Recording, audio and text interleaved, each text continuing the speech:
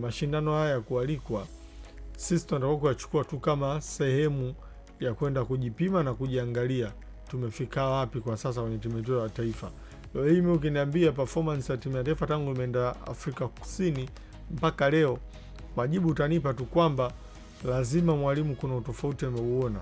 Tofauti ya wachezaji ambao aliwaita mara ya kwanza kwenye kikosi cha timu ya taifa kwa ajili ya kwenda nao kwa safa na wale ambao wamekuwa akiwaita mara kwa mara. Unajua sasa hivi kwenye kikosi kilichopo Afrika Kusini kuna wachezaji ndio kawaita kwa mara ya kwanza, kuna wachezaji amewaita mara nyingi. Kwa hiyo akikaa kwa pamoja mwalimu anaanza kuwafanyia tathmini. Ndio. Je, hawa ambao nimewahi kuwaita mara nyingi, kile ambacho huwa mara nyingi na kusisitiza kwao wanakitekeleza, kinaonekana kipo? Lakini kwa wachezaji ambao nimewaita kwa sasa, je, unawaona msimu ujao timu itakapoitwa ya taifa watakuwepo? Kwa sababu changamoto kubwa tulionayo system ya taifa ni wachezaji wao wanashindwa ku maintain performance kwenye club zao.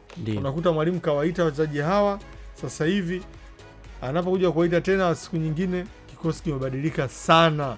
Wanajiuliza shida nini? Shida ni kwamba wachezaji kumbe hawana muendelezo wa kuperform vizuri.